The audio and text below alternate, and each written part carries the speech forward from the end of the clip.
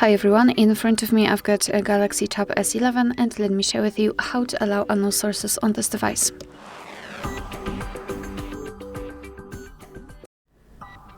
So let's begin with opening the settings, and here in this left section we have to scroll down and find security and privacy. Then let's scroll down and find more security settings and localize the option which is called Install Unknown Apps. And as you can see here, we've got the list of apps which are allowed or not allowed to install some content. And if you wish to change it, so if you would like to allow Chrome, for example, to install something, simply find it and then tap on the switcher. And from now on, since this option is active, your device, actually the Chrome, is allowed to download some content, for example, the apps. However, be aware, because you're doing it on your own responsibility, some third-party apps aren't verified by the developer, so you may put your data and actually whole device at risk, so remember about that and choose the apps wisely.